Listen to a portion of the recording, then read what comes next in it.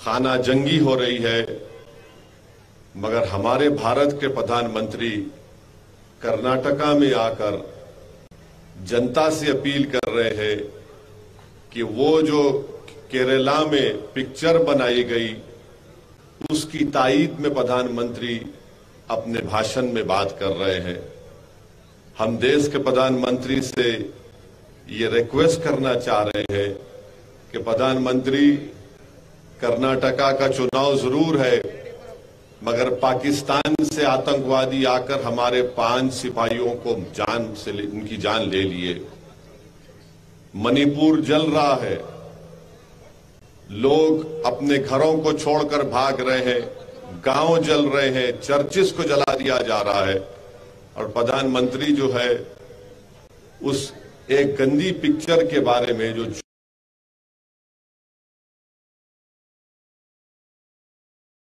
चुनाव में कर रहे हैं। ये बड़ी अफसोस की बात है, ये बड़ी अफसोस की बात है कि देश के प्रधानमंत्री को जहां पर तवज्जो लेना था वहां पर तवज्जो कम ले रहे हैं और आकर उस पिक्चर के बारे में बात कर रहे हैं जो पिक्चर में कहा गया। भाई साहब रुक जाइए ना। केरल के 32,000 औरतें आईसिस ज्वाइन की उस पिक्चर में लिखा गया प्रमोशन में। बाद में कोई कोर्ट को गए तो उसने कह दिया कि नहीं सर, खाली 3 नंबर है। हम देश के प्रधानमंत्री से पूछना चाह रहे हैं, अगर कोई पिक्चर फैक्ट पर बनाई गई है तो खुलकर कहो फैक्ट पे बनाई गई। अगर तुम फिक्शन पर बना रहे तो बोलो फिक्शन पर बना रहे। तुम्हारा मसला हमारे बुरखे को दिखाकर, किसी को मुसलमान दिखाकर तुमको अपना पेट बना है, तो फिर याद रखो लोग उसको मुस्तरद कर देंगे। हम प्रधानमंत्री को याद दिलाना चाह रहे हैं कि जब राजनाथ सिंह भारत के होम मिनिस्टर थे, क्या उन्होंने नहीं कहा था कि भारत के अल्पसंख्यक समाज मुसलमानों का आईसिस और अल-कायदा से दूर दूर तक कोई ताल्लुक नहीं है, वो दूर है उससे? क्या खुद भारत के प्रधानमंत्री नरेंद्र मोदी ने नहीं कहा था कई बैनुल अक़वामी फोरम पर? और आज इसको जोड़ रहे हैं, नफरत फैलाने की बात कर रहे हैं, और देश के प्रधानमंत्री बोलते हैं कि सख्त सजा दो उनके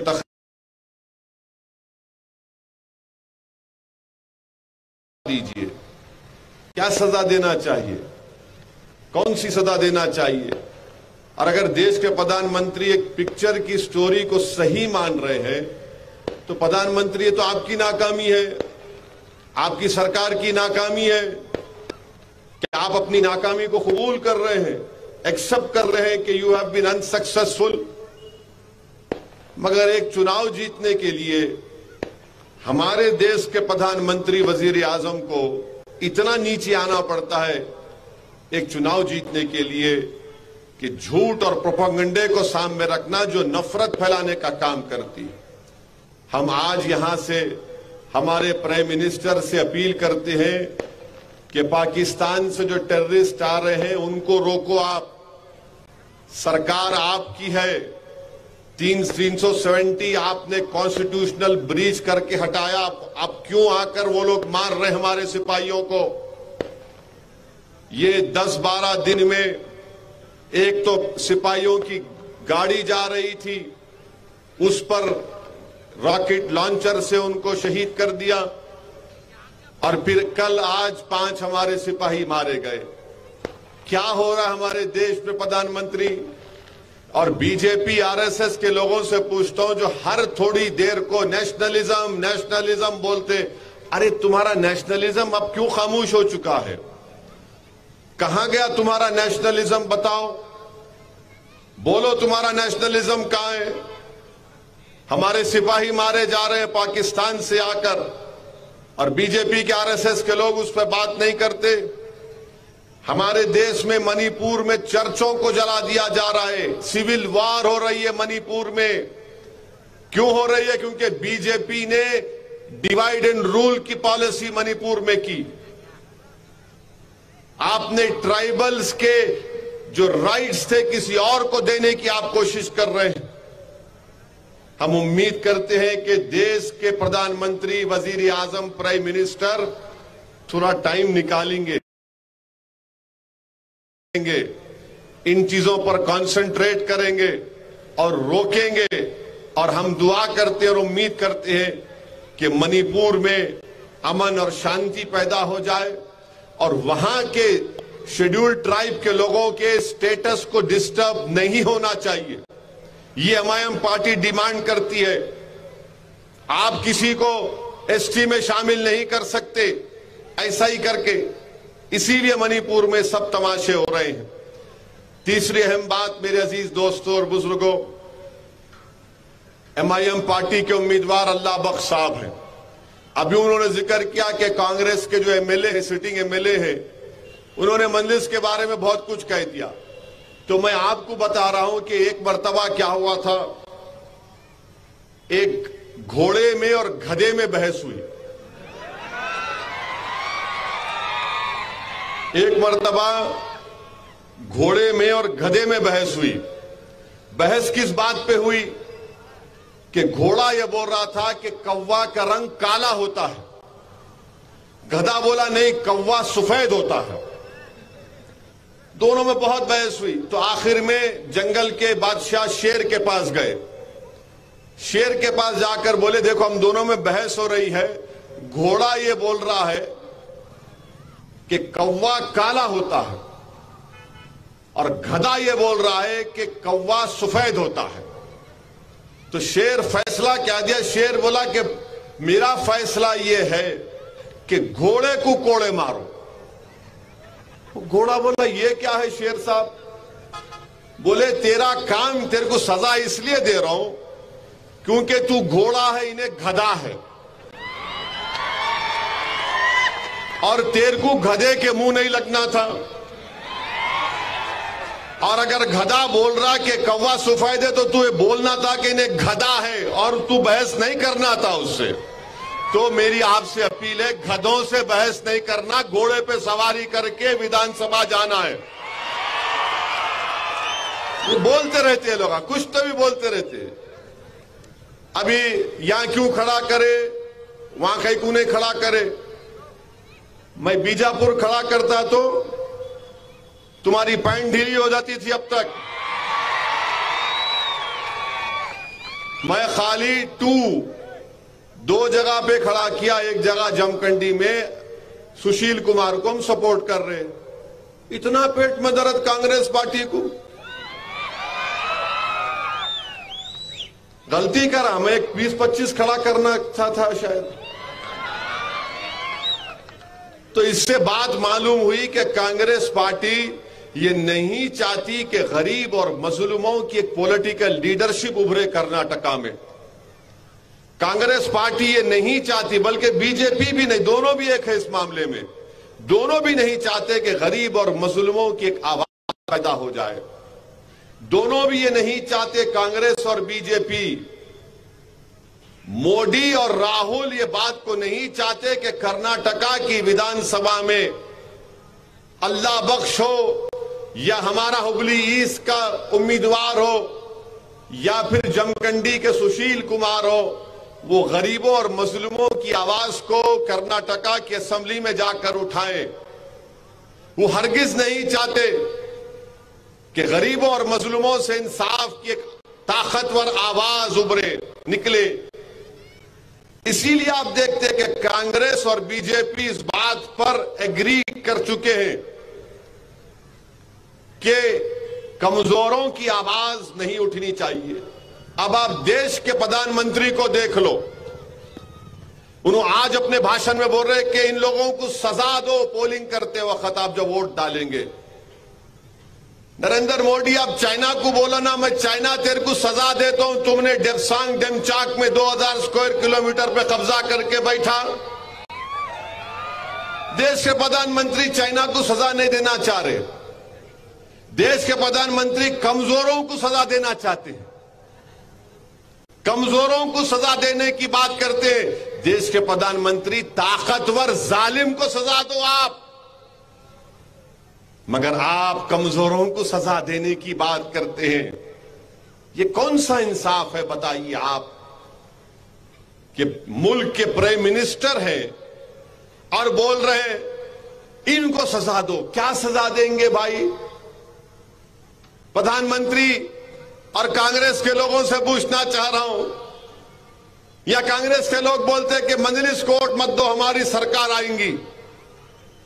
अच्छा, तुम्हारी सरकार आई तो तुम क्या करोगे बताओ? मैं फिर से सवाल उठा रहा हूं। मेरी नजर में कर्नाटका के इस चुनाव में हिजाब भी एक मुद्दा है, हिजाब एक मुद्दा है, मगर हमको यह बोल दिया गया है कि नहीं नहीं, ओवैसी की तकरीर पर, भाषण पर भरोसा मत करो, अभी नहीं बात करना हिजाब की, बाद में देखेंगे। वो बाद कभी आता ही नहीं है, याद रखो। लोहा जब गर्म रहे जब ही हथौड़ा मारते, ठंडा हवा से कुछ असर नहीं होता उस पर, याद रखो। अब लोहा गर्म है, हथौड़ा मारो। पूछो इनसे हिजाब के ऊपर क्या करने वाले। मोदी जी तो हिजाब के खिलाफ है, प्राइम मिनिस्टर बीजेपी हिजाब के खिलाफ है, कांग्रेस पार्टी जो है अपने मुंह पे हिजाब डाल के बैठी हुई है। ये हमारे लिए इशू है, जरूरी इशू है। भारत के संविधान में जिसको बाबा साहेब अंबेडकर ने बनाया, right to culture fundamental right है। आर्टिकल 29 में किसी का कल्चर फंडामेंटल राइट है, तो हिजाब भी मेरा कल्चरल राइट है। मगर कांग्रेस का कोई लीडर नहीं बोलेगा। क्यों नहीं बोलेगा? नहीं नहीं, अगर यहां बोले तो उनके वोट नहीं मिलते। अरे ये उनके इनके वोट का सवाल नहीं है, सच्चाई की को बयान करो। सच्चाई है कि इशू है, हमारे बच्चियां स्कूल को, कॉलेज को नहीं जा पा रही हैं, मगर आप इस पर नहीं बात करेंगे। रिजर्वेशन इशू है, इस पर बात होनी चाहिए, क्योंकि रिजर्वेशन से ही गरीब लोगों को भारत के कॉन्स्टिट्यूशन आर्टिकल 15 और 16 के तहत कॉलेजेस में, गवर्नमेंट की नौकरी में, मेडिसिन डॉक्टर में, इंजीनियरिंग में, एमबीए में, एमसीए में, लॉ कॉलेज में, ये सब इनको कोटा मिलता 4% का। भारत के प्रधानमंत्री तो नहीं पसंद करते कि माइनॉरिटी रिजर्वेशन हो, मुस्लिम रिजर्वेशन हो। उनको तकलीफ होती उनकी पार्टी को कि कोई गरीब का बच्चा डॉक्टर बन जाए, कोई बेवा की बेटी कलेक्टर बन जाए। इनको पसंद नहीं है। ये हमेशा चाहते हैं कि हम पंचर की दुकान पे रहें, हम फ्रूट की बंडी लगा के रहें, हम छोटे छोटे दुकानों में काम करें और पूरी जिंदगी हमारी गुर्बत में बसर हो जाए। और क्यों कह रहा हूं, बोल रहा हूं आपको, अंग्रेजी का एक वर्ड है इंटर ऑपरेटेबिलिटी, यानी अगर मेरे दादा उनकी उम्र में, उनके जमाने में अगर 1000 रुपये कमाते थे, तो दादा का बेटा कम से कम 1500 2000 रुपये कमाना। तो ये जो डेवलपमेंट हुआ है हमारे मुल्क में, दलित आदिवासियों का डेवलपमेंट हुआ। अगर कोई दलित के वालिद, दादा उनके 1000 रुपये कमाते थे, तो आज उनका पोता 2000 रुपये कमा रहा है। मगर अगर किसी का पोता दादा से कम कमा रहा है, तो भारत का मुसलमान, ये डेटा है, उसका डेटा है, इससे कोई इनकार नहीं कर सकता। अगर कोई कर रहा है तो बोलो, मैं तैयार हूं तुम्हारे साथ डिबेट करने को, मगर इस पर बात नहीं करेंगे। और कर्नाटका के अल्पसंख्यक समाज मुसलमानों को जो बीजेपी ने रिजर्वेशन निकाला, और अमित शाह जो कलेजा फाड़ फाड़ कर बोल रहे हैं रिलीजन पे नहीं मिल सकता। अमित शाह साहब, क्यों झूठ बोलते आप? कर्नाटका के मुस्लिम्स को रिजर्वेशन उनके सोशल एजुकेशनल बैकवर्डनेस के ऊपर दिया जा रहा है, और उसका इंपेरिकल डेटा है, रिपोर्ट है। जब देवेगौड़ा साहब चीफ मिनिस्टर थे, ये एक झूठ बोली थे। अब कांग्रेस पार्टी इस पर भी नहीं बोलती। नहीं, हम बोल दिए ना, आए तो करेंगे। अरे आए तो नहीं, तुम आइडियोलॉजिकली बीजेपी के खिलाफ है या नहीं, बोलो हमको। तीसरी बात, मैं शुरू से आपसे कह रहा था कि ये जो कांग्रेसी बोलते ना हमेशा झूठ बोलते, बजरंग दल पे बैन लगाएंगे बोले थे ना, बोले ना, आप देखे ना पूरे मीडिया में आया, बोले ना। अब क्या हो रहा, कल वीरप्पा मौली बोल दी हम नहीं करते बैन, हमारे को ताल्लुक ही नहीं है, हमारे को पावर ही नहीं है। आज जगदीश शेट्टर साहब जो कर्नाटका के एक सीएम है, उन्होंने बोले नहीं नहीं बजरंग दल पे कोई बैन नहीं। जब ये बात आई तो कांग्रेस के जितने चमचे थे, इनके चमचे ताली ताली ताली, हो गया हो गया।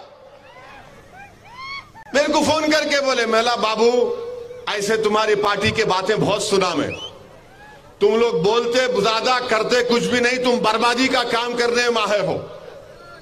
अब जो लोग आकर हमारे पास बोल रहे थे कांग्रेस की सपोर्ट है, वो देखो ऐसा करने वाले हम लोग, ऐसा करने वाले हैं। तो मेरे से कई लोग बोले ऐसा हो रहा, कांग्रेस वापिस आ रही, ऐसा हो रहा, क्या क्या बोले। मैं बोला एक बात सुनो, अगर तुम मेरे से आके पूछेंगे तो मैं बोलूंगा पहले शादी होना, शादी होने के बाद औलाद हुई तो बोल सकते बेटा है या बेटी, उसका नाम रखते। अभी से तुम बोल रहे ऐसा होगा तो ये नाम रख दूंगा, मेरा अभी वोट टाइम है, वोट टाइम है अभी। तो कांग्रेस पार्टी का मामला यही है, और कांग्रेस पार्टी के साथ बहुत से लोग भी हैं। मैं उन लोगों से बड़ी अदब के दायरे में अपील कर रहा हूं, आप जो कांग्रेस की आप सपोर्ट कर रहे हैं, वो आप पुरानी सियासत को सामने रखकर सपोर्ट कर रहे हैं। भारत की पॉलिटिक्स 2014 के बाद 90 डिग्री बदल चुकी है। जो लोग आज कांग्रेस की सपोर्ट कर रहे हैं, मैं बड़ी अदब से उनसे कह रहा हूं कि आप 1970, 80, 90, 2000 की सियासत को सामने रखकर फैसला ले रहे हैं। जरा इस पर भी तो गौर करो, मेरी इस बात पर। आप मुझे पसंद नहीं करते, आपका इख्तियार, आप मुझसे नफरत करते, आपका इख्तियार, मगर ये तो देखो कि भारत की राजनीति 2014 से 90 डिग्री बदल चुकी है, और इसके जिम्मेदार मैं नहीं हूं, इसके जिम्मेदार आप नहीं हैं, इसके जिम्मेदार कोई और लोग हैं जो भारत को इस राह पर लेकर चले गए। अब आप बताइए, इसीलिए मैं कह रहा हूं कि आज आपको मुत्तहिदा तौर पर अपने एक पार्टी के कैंडिडेट को कामयाब करना है। रियलिटी को सामने रखो, हकीकत को सामने रखो, और एक अच्छा फैसला लो आप। मैं आज अखबार में पढ़ा कि अमीर शरीयत ने बयान दिया कि सेकुलर पार्टी को वोट दो, और मगर वोट डालो, बहुत अच्छा है, बिल्कुल वोट डालिए, मगर सेकुलर कौन है आज बताओ मेरे को आप। कांग्रेस पार्टी महाराष्ट्र में शिवसेना के साथ अलायंस कर ली, वो शिवसेना का मुख्यमंत्री उद्धव ठाकरे कांग्रेस का मिनिस्टर है, असेंबली में महाराष्ट्र की बैठे हुए हैं साथ में, और उद्धव ठाकरे खड़े होकर तकरीर करके कहते हैं कि शिवसेना बाबरी मस्जिद की शहादत में उनके लोग थे। अब सेकुलर हो गए वो लोग। आप इख्तिदार के लिए, पावर के लिए शिवसेना के साथ चले जाते, और जब असदुद्दीन ओवैसी ये बात को करता तो बोलते इन्हें देखो, इन्हें जज्बाती तकरीर करता। अरे मैं जज्बाती तकरीर नहीं, सच्चाई को बयान कर रहा हूं। क्या शिवसेना सेकुलर हो गई? कैसे हो गई? नहीं, कांग्रेस ने सर्टिफिकेट दे दिया। क्या कांग्रेस के लोग आप देखते होंगे कि कोर्ट होता है, कोर्ट के बाहर लोग एक टेबल बेंच डाल के बैठते, नोटरी कराना है, एफिडेविट लिखाना है। क्या कांग्रेस पार्टी वो हो गई कि जिसको तुम सर्टिफिकेट दियो उन्हें सेकुलर, जिसको नहीं दियो उन्हें कम्युनल? ये आपका हाल हो चुका है। आपने धोखा दिया कर्नाटका की उस आवाम को जब आपने कहा था कि बैन लगाएंगे, मगर आज आप खुद कह रहे हैं। अच्छा, हद तो यह हो गई कि डीके शिव कुमार कल स्टेटमेंट देते हैं कि अगर हम पावर में आएंगे तो हम और ज्यादा मंदिरों को बनाएंगे। जो कांग्रेस पार्टी को वोट देना चाहते हैं, मैं उनसे पूछना चाह रहा हूं, आप सोचो क्या फैसला लेने जा रहे हैं आप। मैं मंदिर बनाने के खिलाफ कभी ना था ना कभी रहूंगा, मेरा बोलना यह है कि जब आप ये काम कर रहे हैं तो फिर आप स्कूल क्यों नहीं बनाते? अब आज कर्नाटका में 92% जो गवर्नमेंट स्कूल को बच्चे जाते, 3rd क्लास के बच्चे 2nd क्लास की किताब नहीं पढ़ सकते। स्टैंडर्ड को इंप्रूव करो। गवर्नमेंट स्कूल में बच्चों को उनकी रिक्वायर्ड डाइट खाना नहीं मिलती, उसकी बात करो। कांग्रेस पार्टी मंदिर बनाने की बात कर रहे हैं तो मैं कह रहा हूं कि हुबली में एक सादात की दरगाह को तोड़ दिया गया, मस्जिद को आधा शहीद कर दिया गया। बनाओ ना, फिर आप उसकी भी बात करो। आप नहीं बात करेंगे? नहीं, थाली मारने के लिए नहीं बोल रहा हूं, सोचने के लिए। मैं तुम्हारे थालियों का मोहताज नहीं हूं, मैं तुम्हारे दुआओं का मोहताज हूं। उसकी बात नहीं करेंगे आप। पर डीके शिव कुमार को बोलना चाहिए था ना कि हम चर्च भी बनाएंगे, मस्जिद भी बनाएंगे, स्कूल भी बनाएंगे, मगर नहीं। कांग्रेस पार्टी का ऑफिशियल पॉलिसी यह है। ये डीके शिव कुमार बोले, यही बात से मुझे तकलीफ होती है। अगर ये पूछा जाए भाई क्यों नहीं बोले,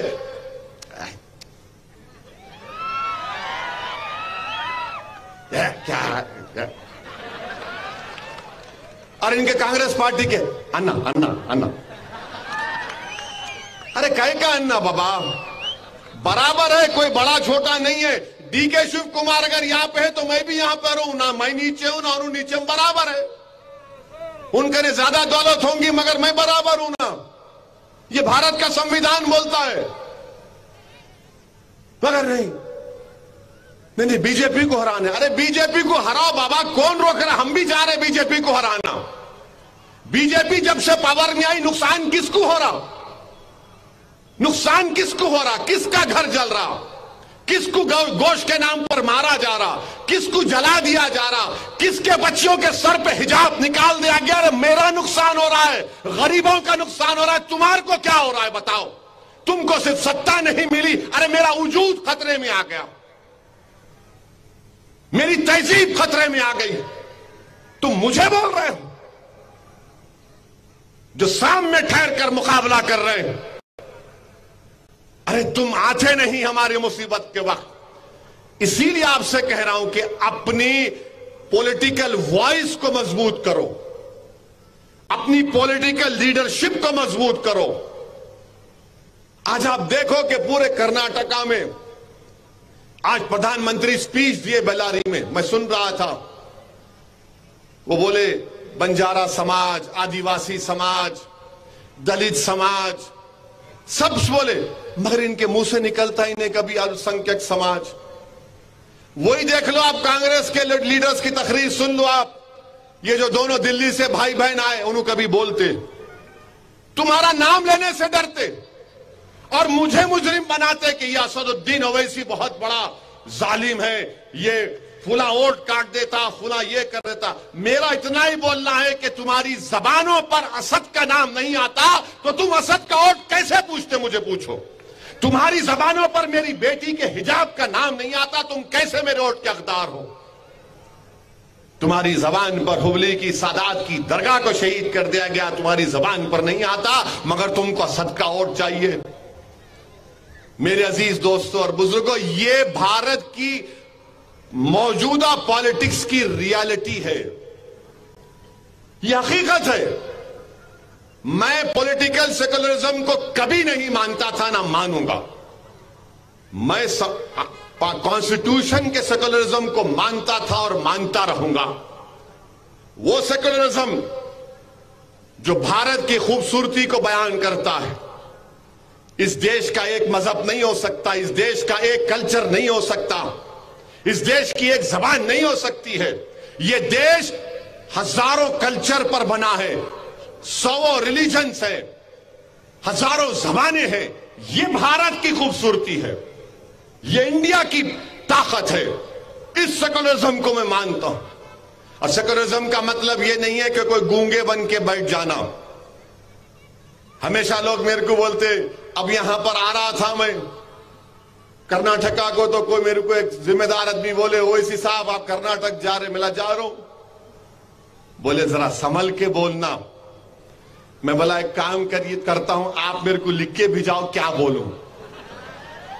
नहीं, आप अक्लमंद है, आप होशियार है, आप पढ़े लिखे हैं, आप पार्लियामेंट में हम सब की नुमाइंदगी करते। तो मैंने कहा अंकल, जब सब मेरे को मालूम तो तुम काहे को बोल रहे मेरे को? छोड़ दो ना मेरे को। नहीं, जरा कर्नाटका का माहौल अलग है। मेरा कोई माहौल अलग नहीं है। मैं जो माहौल में जाता हूं उस माहौल में मिल जाता हूं, मेरे को मालूम। बोले नहीं आप कर्नाटका, अरे मिला अंकल, कर्नाटका का हर घर मेरा घर है। कर्नाटका का हर बच्चा मेरा बेटा या मेरा भाई है। कर्नाटका के हर बुजुर्ग, मैं उनको अपने माँ बाप की तरह इज्जत करता हूं। तो इसमें अब प्रॉब्लम क्या है अंकल? बोले अब आपको क्या बोल सकते, ऐसा बोले। तो मिला नहीं, मेरे को कोई भी नहीं बोल सकते, मेरे को कोई बोलने वाला बोल ही नहीं सकता। सच्चाई बयान करो, मैं सुनने तैयार हूं। अगर आप बोलेंगे कि मोदी के डर से, आरएसएस के डर से, कांग्रेस के डर से मैं सच्चाई को बयान ना करूं, तो खुदा की कसम मैं मर जाना पसंद करूंगा। जालिम को जालिम नहीं कहना मैं नहीं कर सकता। मैं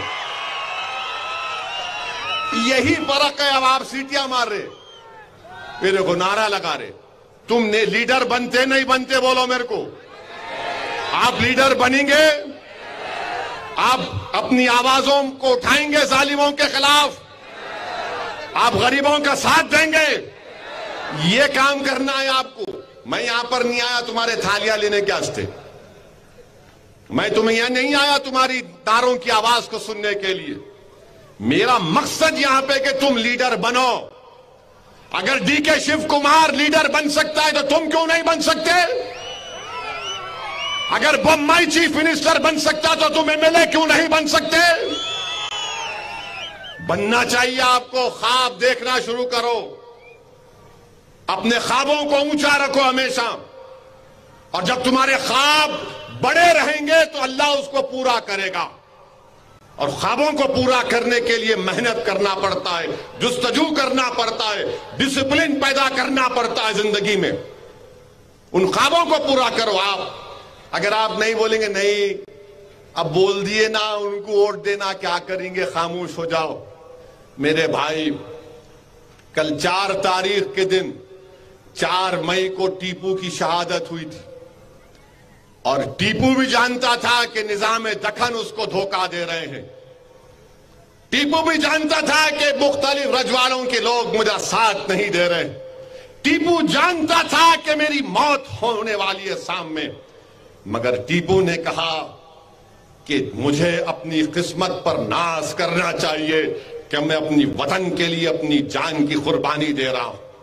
और जब टीपू जमीन पर गिरा तो अंग्रेज टीपू की लाश को आकर देखकर उस पर डर रहे थे उसको हाथ लगाने के लिए, क्योंकि एक मुजाहिद जमीन पर गिरा मगर हाथ में टीपू की तलवार थी, आंखें खुली थी और ऐसा देख रहा है कि जख्मी शेर देख रहा है अपने हमला करने वाले पर हमला करने के लिए। ये जिंदगी का मिजाज है, ये जिंदगी का मिजाज होना चाहिए। ये भारत से मोहब्बत होनी चाहिए। अगर आज आप खामोश बैठ गए, डर कर मसलहत के नाम पर बुज़दिली के मजाहरे करेंगे, तो फिर 50 साल के बाद या 20 साल के बाद जब तुम बूढ़े हो जाओगे तो तुम उस वक्त शर्मिंदा नहीं होना अपनी आज की हरकत से। अगर आज तुम बहादुर रहोगे, तुम अपनी औलाद को बहादुर बनाओगे और उनसे कहोगे कि सच्चाई के लिए लड़ो, भारत के संविधान ने तुमको इजाजत दी, अपने हक को मनवाओ, तो वो औलाद बहादुर बनेगी। वो लड़ेगी अपने हक के लिए, अपनी इज्जत के लिए, अपने मान सम्मान के लिए आगे बढ़ेगी। ये मजलिस पार्टी की लड़ाई है। मुझे कोई सत्ता के शौक नहीं है। इंशाअल्लाह ताला मैं, अल्लाह मुझे जब तक सियासत में रखेगा, मुझे कोई मंत्री संतरी बनने का शौक नहीं है।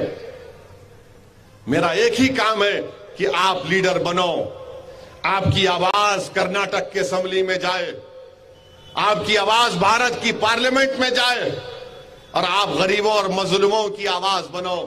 ये मत देखो कि गरीब मुसलमान है या हिंदू है या दलित है या आदिवासी है या कोई भी हो, कमजोर के लिए काम करना जरूरी है।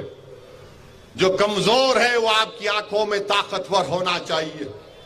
इसीलिए अजीज दोस्तों और बुजुर्गों, जो लोग आज कह रहे हैं कि कांग्रेस पार्टी है, अरे बाबा कांग्रेस पार्टी राजस्थान में भी है। राजस्थान में 5 साल से कांग्रेस पार्टी की सरकार है। वहां पर आज से 1.5 महीना 2 महीने हो गए अभी जुनैद और नसीर को जिंदा जला दिए। ये गौरक्षक जो हरियाणा से आकर उनको पकड़कर लेकर गए, हरियाणा में जिंदा जला दिए। 12 लोगों का नाम FIR, 2 या 3 पकड़े गए अब तक, 2 या 3 पकड़े गए 1.5 महीने में। ये कांग्रेस पार्टी का गवर्नेंस है वहां पर। बहुत बातें कर सकता हूं आपको, मगर आपसे अपील यही कर रहा हूं कि इस यहां पर अल्लाह बख्श के हक में आप अपने वोट का इस्तेमाल करिए। ये कांग्रेस पार्टी के MLA साहब जो 10 साल से मिले हैं, बोलते रहते कभी भी घोड़े बनना, गधे नहीं बनना, याद रखो। गधा हमेशा बोलता कौवा सफेद है, क्या कर सकते हो उसको, उससे बहस करना, हम कभी बहस नहीं करना। आप अपने मंजिल को सामने रखो। मजलिस पार्टी आपकी आवाज है, मजलिस पार्टी आपकी ताकत है। मजलिस पार्टी कमजोरों की एक आवाज बनना चाह रही है पूरे भारत में। और यकीनन इस देश में जब से बीजेपी की सरकार बनी है, इस देश में बेरोजगारी बढ़ी है, महंगाई बढ़ी है, किसान मर रहा है, किसानों को फर्टिलाइजर नहीं मिल रहा है, गरीबों के पास पैसे नहीं है अपने घर में बच्चों की स्कूल की फीस देने के लिए, गरीबों के पास पैसे नहीं है अगर उनके घर में कोई बीमार पड़ जाता है अस्पताल का बिल देने के लिए। ये जब से बीजेपी की सरकार बनी हो रहा है। और मैं फिर से कह रहा हूं, कांग्रेस पार्टी में दम कम नहीं रहा। अभी कांग्रेस पार्टी में दम कम नहीं रहा। उनमें दम कम रहता, उनमें ताकत रहती तो 2014 में मोदी देश का प्रधानमंत्री नहीं बनते। अगर उनमें इंटेलेक्चुअल ऑनेस्टी होती तो 2019 में दोबारा प्रधानमंत्री नरेंद्र मोदी नहीं बनते। मगर ये कमजोर हो चुके हैं, ये कमजोरी के मुजाहरे कर रहे हैं। पहले बोलते बैन करेंगे, उसके बाद देखे कि नुकसान हो रहा तो बोले नहीं नहीं हम कैसा कर सकते। अरे जब तुमको नहीं मालूम तो क्यों बोले। तो इससे मालूम हो रहा कि उनका जो पूरा इलेक्शन का जो मैनिफेस्टो है वो सिर्फ आपको दिखाना। और ये बात अपनी कहकर खत्म कर देता हूं कि बीजेपी का भी मैनिफेस्टो है, कांग्रेस का भी मैनिफेस्टो है। बहुत वादे कर रहे हैं, ये करेंगे, ये देंगे, वो देंगे, ये देंगे। मन ऐसा दिख रहा कि पूरा दे देने वाले आपको। तो हमारे भाई अकबरुद्दीन ओवैसी असेंबली की एक तकरीर में किस्सा बोले थे। एक आदमी दो लोग थे, उन्हें बोला कि देखो हमारे बाबा के पास इतनी जमीन है कि मैं घोड़े पे जब निकलता हूं तो फर्टिलाइजर डालता हूं, घोड़े पे इतना फर्टिलाइजर डालता हूं कि जब मैं जाके वापस आया तक अनाज उग जाता, इतनी जमीन है। आदमी बोला आपके तुम्हारे पास इतनी जमीन है, तुम्हारे बाबा का नहीं? हाँ। उन्हें बोला हाँ, हम घोड़े पे जाते ऐसा फर्टिलाइजर फेंकते, वापिस आए तक पूरा अनाज। तो दूसरा दोस्त बोला इन्हें लंबी छोड़ दिया, मेरे को भी लंबी छोड़ना है। बहुत लंबी झूठ बोल दिया। तो उन्हें क्या बोला, हमारे अब्बा के पास एक बड़ा बंबू है, जब हमारे अब्बा का दिल नहीं लगता तो उन्होंने घर के छत पे आके ये चांद को इधर से इधर करते, इधर से इधर करते।